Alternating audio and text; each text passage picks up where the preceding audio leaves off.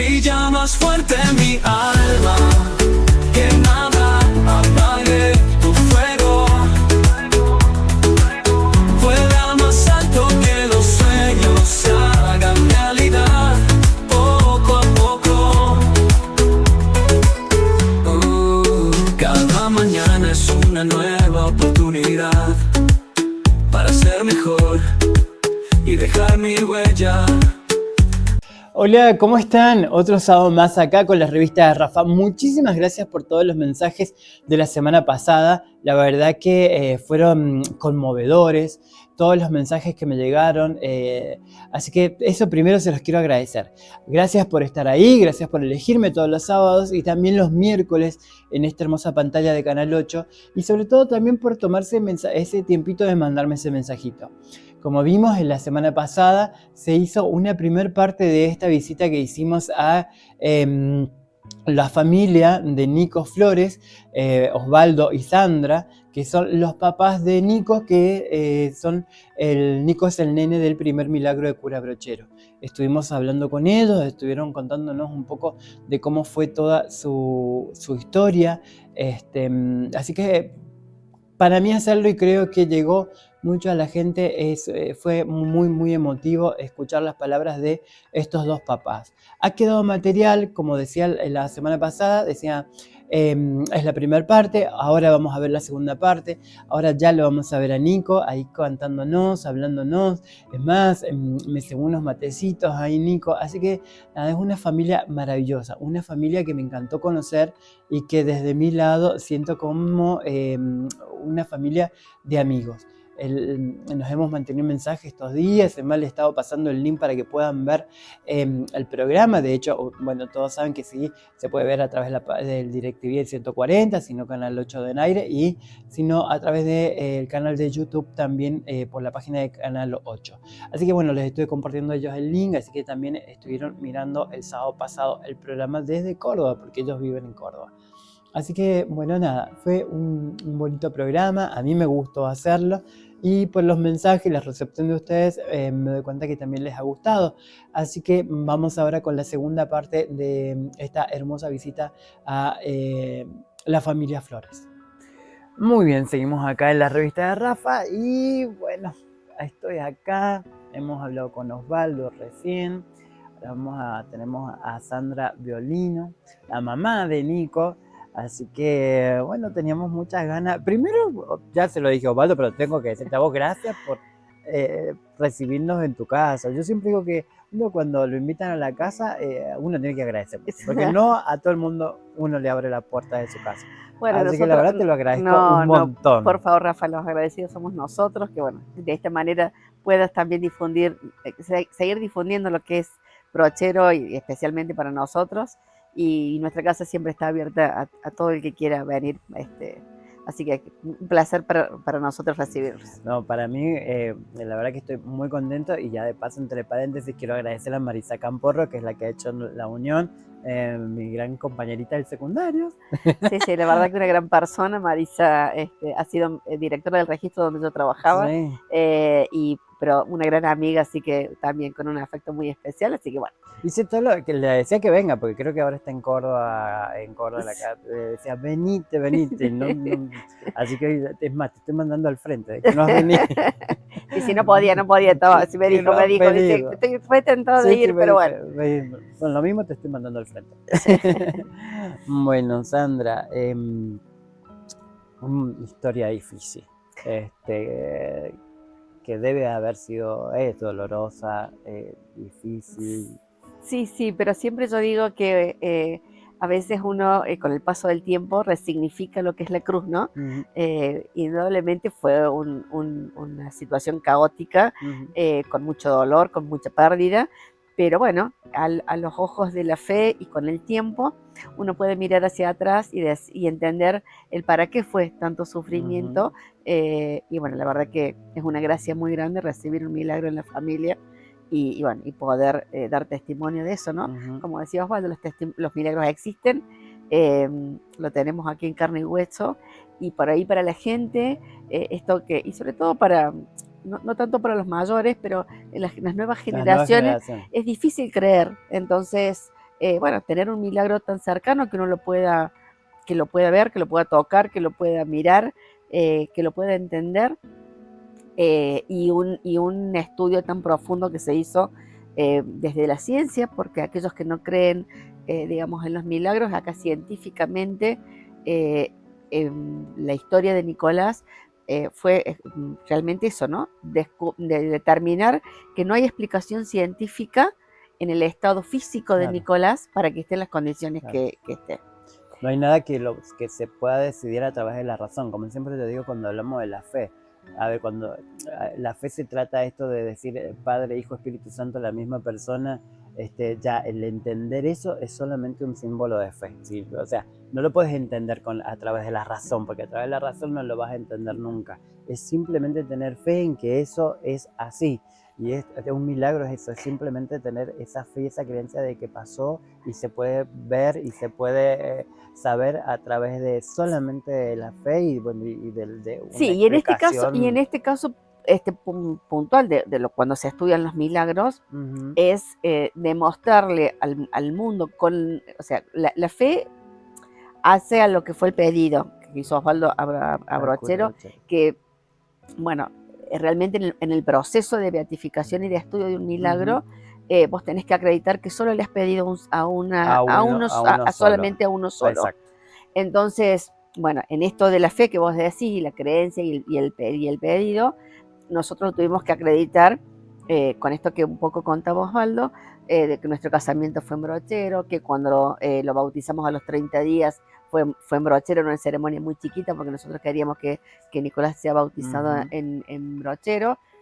En la escucha de Analía, que fue nuestro ángel de la guarda, que fue esta chica que se paró a Sí. auxiliarnos en el camino, y lo tuvo a Nicolás en sus brazos, y ella escuchó el pedido de Osvaldo y después pudo dar testimonio en el arzobispado de que le había pedido a Brochero. ¿Ella era una persona normal o era alguien que se dedicaba a la medicina? No, nadie, una persona Era normal. normal. O sea, todos somos normales, perdón. Pero, Sí, o sí, sea, digo, una persona que no se común, exacto, que que no no tenía no nada que ver tenía con el ambiente de la salud, digamos. nada. Ella no sabía, igual que Osvaldo, hacer reanimación.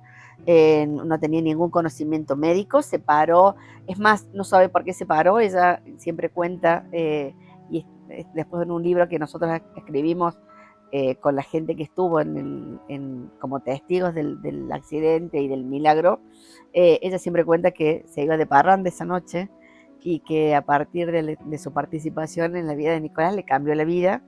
Y bueno, y pudo ayudar, y ella sintió que la Virgen le entregaba a Nicolás como si fuera su hijo, y lo cuidó esa noche como si fuera su hijo. Y bueno, y después, bueno, por supuesto nosotros le agradecimos en el diario y nos pudimos contactar con ella, y una amistad hermosa hasta que ella se fue. La verdad que, bueno, fue siempre nuestro ángel de la guarda. Y ella le ayudó a Osvaldo a hacer esta reanimación y mantenerlo con un soplo de vida hasta que llegó la primera ambulancia. Claro. Pero también sin nada, o sea, ninguno de los dos, lo único que hacían era soplarle aire, y de esa manera lo mantuvieron. La ambulancia demoró unos 15 minutos en llegar aproximadamente. Y lo milagroso en la recuperación de Nico fue que cuando la ambulancia llega, Nicolás ya estaba en paro cardiorrespiratorio. Claro. Tenía 11 meses, era muy chiquito, lo quisieron entubar, no lo pudieron entubar. No, porque es muy chiquito. Lo quisieron canalizar, tampoco le encontraban las venas porque su estado de shock era tan grande que no lo pudieron entubar ni canalizar. Entonces, solamente la asistencia de la ambulancia fue sacarlo del paro y mantenerlo con una bolsa de ambu con aire, claro, con aire. hasta llegar al hospital. En el camino, en Córdoba se inauguraba, con el caso de Nicolás, se inauguró el primer cordón sanitario, donde la policía iba tapando las arterias para que pueda pasar la ambulancia. Para que pueda pasar la ambulancia. Como fue el primero, en una de las esquinas falló el tapón y la ambulancia casi choca. Nicolás se cae de la camilla, los médicos se golpean y ahí se produce otro paro cardiorrespiratorio que lo logran sacar. Y el tercero le da a Nicolás en el hospital, ya cuando llegó al hospital de niños, un paro de 15 minutos, donde a Nicolás lo declaran muerto.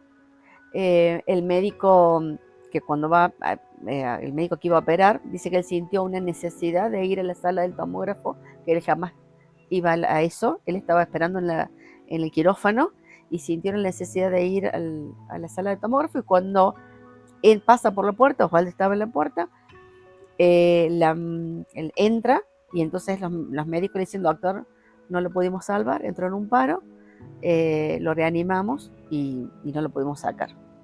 Entonces el médico dice que le dice: entonces salí vos a decirle al padre que está en la puerta que su hijo ha muerto. Yo no se lo voy a decir. Y si fuera hijo tuyo, vos lo dejarías, reanimalo, seguí. Pero doctor, dice, hace 10 minutos ya, las secuelas son irreversibles, 10 minutos sin oxígeno.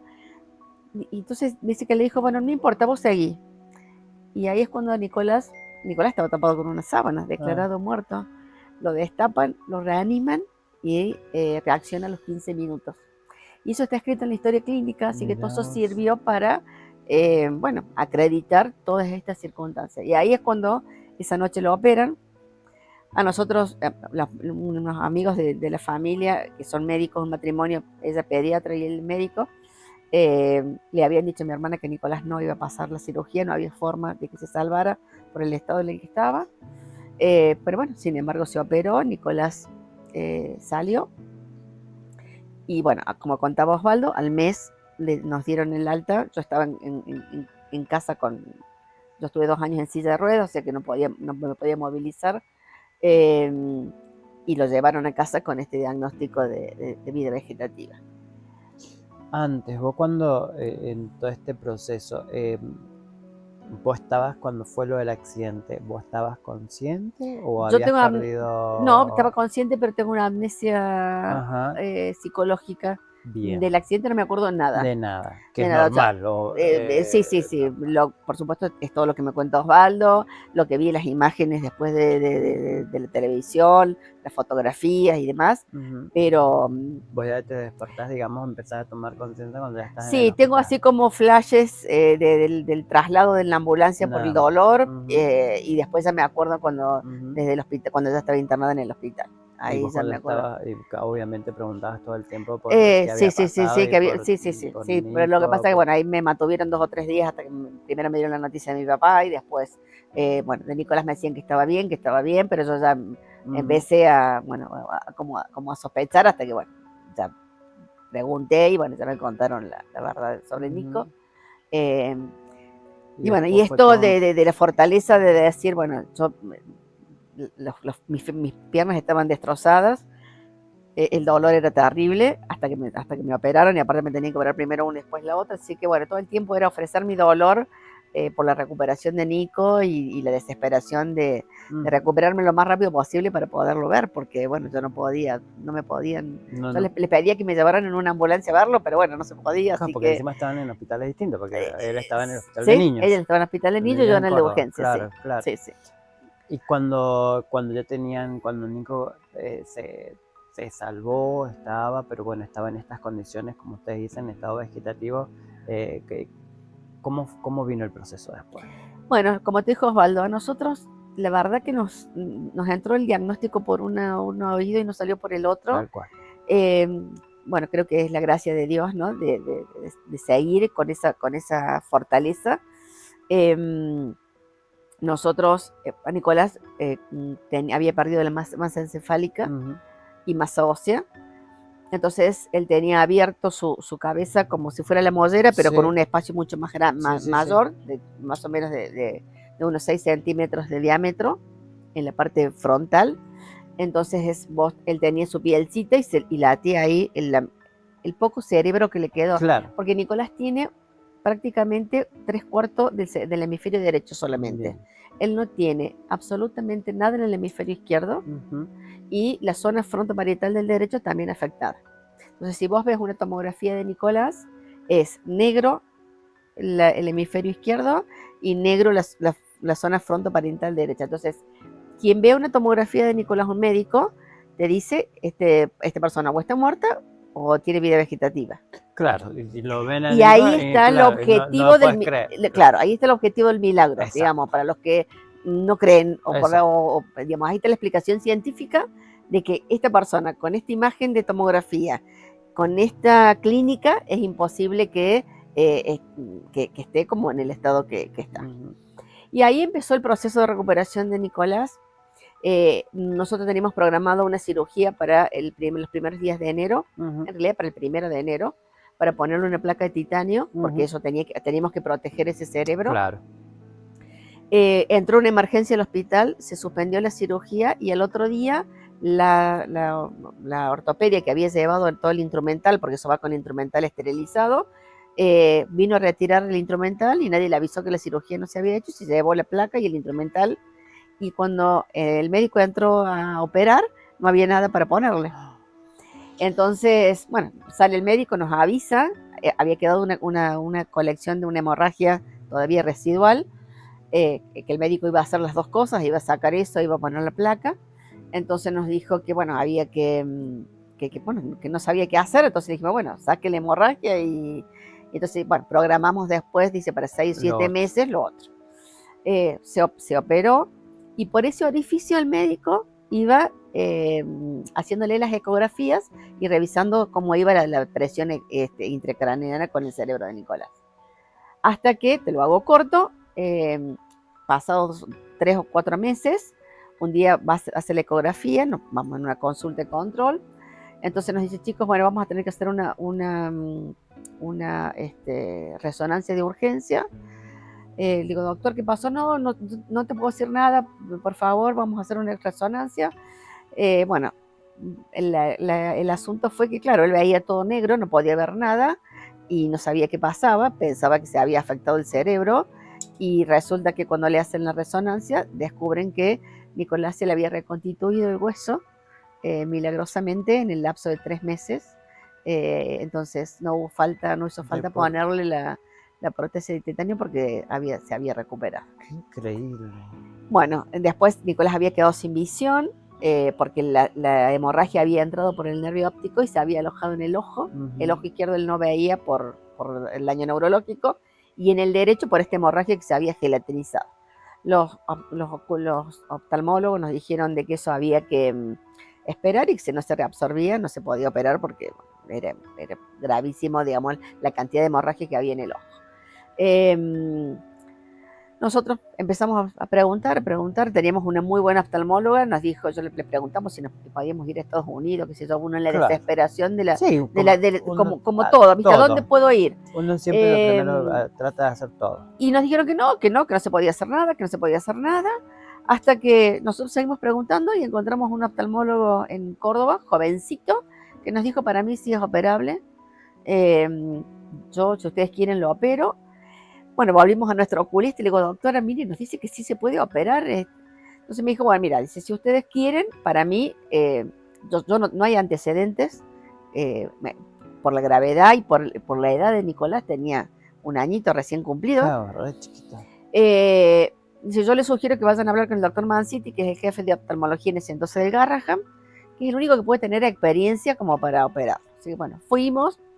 Él nos dijo que bueno, que había que intentarlo, que la no visión de Nicolás ya la teníamos, pero que bueno, había que entrar por un orificio, hacer un orificio al lado del iris, ingresar una cánula con una cámara, por otro ingresar agua para disolver la sangre gelatinizada y por el otro como una aspiradora.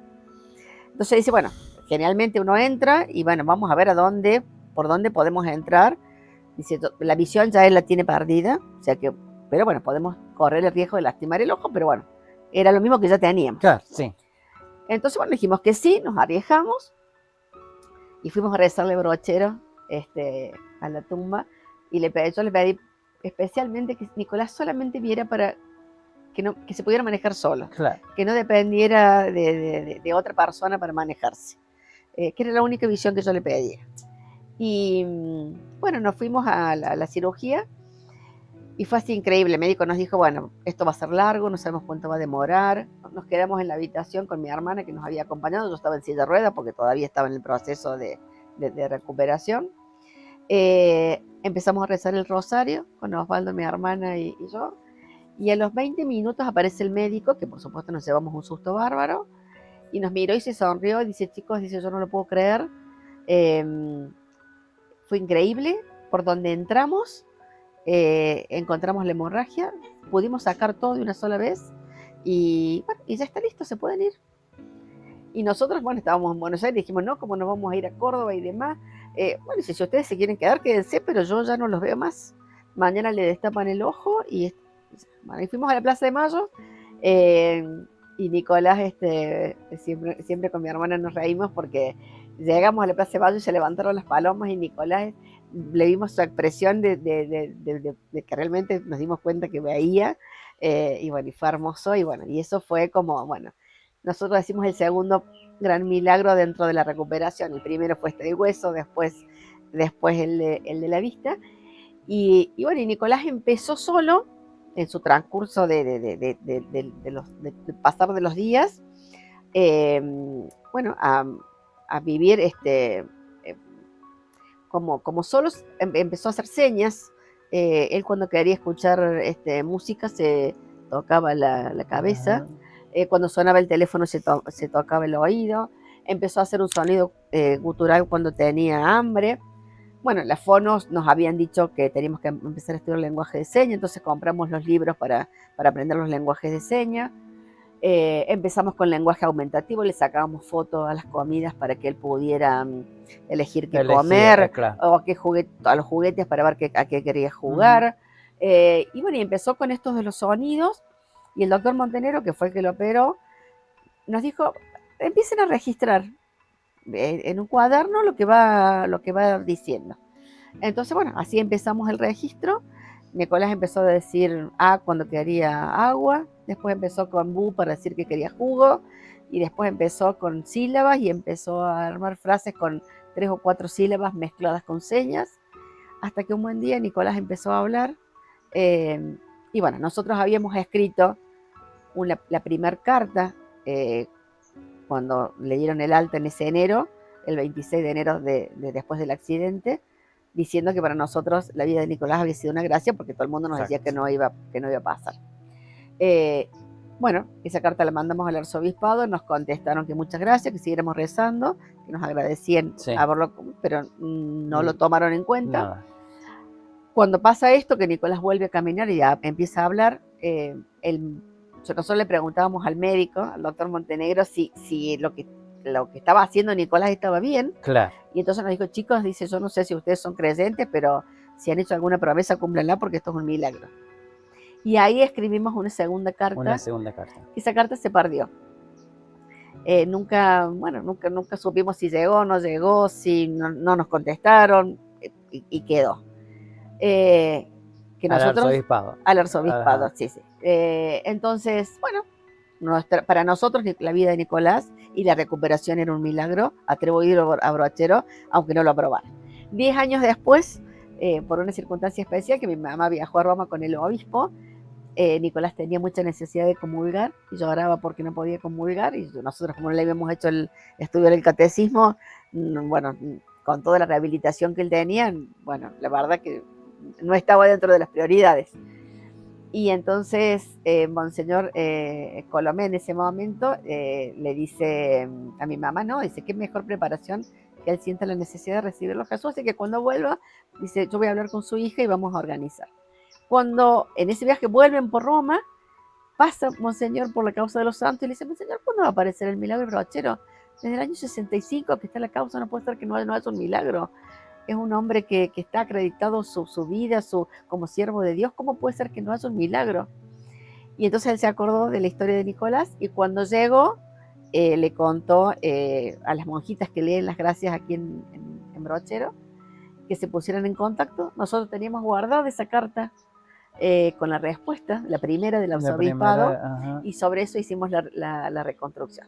Después vino Monseñor Santiago Olivera, que creo que fue el promotor y a quien le debemos que Brochero hoy sea santo, porque le puso todas las pilas, las ganas, y se dedicó de lleno a hacer posible, bueno, llevar todo el proceso que la iglesia exige. Y bueno, y ahí fue cuando se estudió 10 años después la causa, y bueno, se estudió en el arzobispado, le hicieron a Nicolás todos los peritajes, estudios médicos, SPECT de cerebro para ver cuál era realmente su estado de su cerebro. Y bueno, cuando se aprobó el milagro en el arzobispado de Córdoba, se aprobó como la vida de Nicolás. Ese fue el presunto milagro. Ujú. Y cuando llega a Roma y la Junta de los nueve médicos de Roma estudia la causa, que se aprobó por unanimidad, se aprobó no tan solo la vida, sino la recuperación, porque era increíble. Entonces, bueno, la verdad que fue como un sueño tener esa gracia. Qué increíble la historia y la verdad que es más, yo como verán no pregunto nada porque es lindo escuchar y no meterme ahí porque es lindo esto como lo cuentas y el proceso, la verdad que es todo tan fuerte, ¿no? Es algo casi como decir, sí, es un milagro, o sea, no. Sí, para nosotros fue muy natural porque uno era muy consciente de cuando a vos te dicen, tu hijo va a tener vida vegetativa, y vos lo vas viendo que hay un progreso y que uno sigue rezando porque bueno, a partir de ahí, ese día fue rezarle todos los días a Brochero. Nicolás aprendió, después creo de decir sus primeras palabras, fue rezar la oración de Brochero y el Padre Nuestro y la Ave María y Gloria. Entonces, bueno, es como que, bueno, uno lo vive con naturalidad, pero bueno, sin dejar de darse cuenta que realmente, bueno, es un milagro y que los milagros existen bueno, que siguen existiendo y que Dios está y hay que pedirle con fe y con confianza y que Brochero es un amigazo, que Brochero está con nosotros y que... Está con usted definitivamente.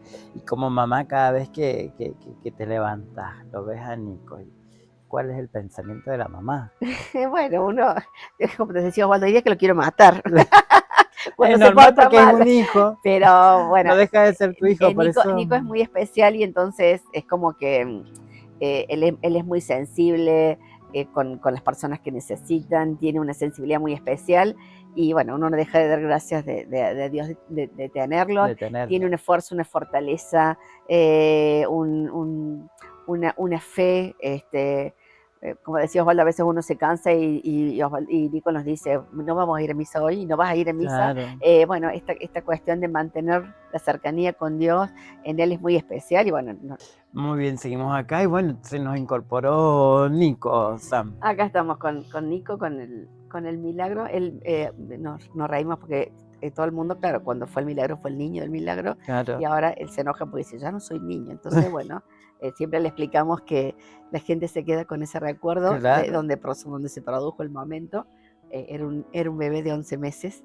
¿Y estás cerca del cumpleaños o no? Ahora estamos cerca del cumpleaños. Claro, sí, estamos cerca del sí, cumpleaños. Sí, ya, el lunes 20. 20, claro. Así que bueno, acá se incorpora nuestro cebador de mate oficial. De mate oficial está con nosotros acá, sí. Así que bueno. La verdad que, ¿saben? Como le dije a Osvaldo, quiero agradecerte mucho esta charla, esta posibilidad de estar acá, nuevamente decirte, porque para mí es muy importante cuando te invitan a una casa, así que te quiero agradecer mucho, abrirme las puertas de la historia, las puertas de tu casa, así que muchas gracias. No, Rafael, los agradecidos somos nosotros, que ustedes también tengan este compromiso y esta posibilidad de que la gente conozca de que los milagros existen, que nada es fácil. Los milagros de Brochero, yo siempre digo, son milagros trabajados, sí. No son milagros que se producen generalmente de forma automática, sino que uno los tiene que trabajar como trabajó Brochero en la zona, sí, ¿no? Sí, sí. Brochero fue un hacedor, fue un sacerdote que hizo caminos, iglesias, escuelas, acueductos, y sus milagros tienen su esencia, que es trabajarlo. Entonces, bueno, uno tiene que seguir trabajando. Nicolás sigue haciendo, ya les contará, pero él sigue haciendo rehabilitación y sigue trabajando.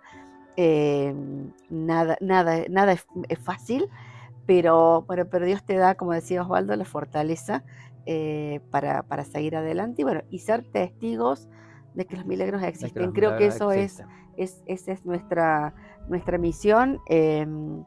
Y bueno, y rezar porque Brochero es nuestro amigo, nuestro intercesor, y eso es lo que hacemos, rezar por los que los necesitan, por los enfermos, y bueno, pedirle la intercesión de nuestro amigo el Santo Cura Brochero. Así que bueno, gracias también porque ustedes son instrumentos de que esta devoción de Brochero y este milagro pueda ser conocido. Bueno, ustedes tienen también el milagro de Camila en San Juan, Sí. así que bueno, también a nosotros nos une muchísimo. Tenemos una amistad hermosa con Camila, así que no, estamos unidos en la fe con San Juan especialmente. Creo que Brochero nos ha mimado con Santos Guayama Claro. y los dos milagros que son niños, y bueno, uno de Córdoba y otro de San Juan, así que hermoso. Y es más, lo que has dicho ahora de San Juan, hablábamos y viene mucha gente de San Juan a Cura Brochero. En San Juan se hace una misa enorme con muchísima gente. Hay muchos sanjuaninos de que es muy fiel tiene mucho la devoción de Cura Brochero. Sí, sí. Muchas gracias. Ya No. que creo que ya San dijo todo. No hay mucho más para decir. La verdad que seguimos acá, obviamente, con mucho más de la revista de Rafa. Bueno, es momento de irnos a la primer pausa acá en la revista de Rafa. Después seguimos con mucho más, pero más contenido.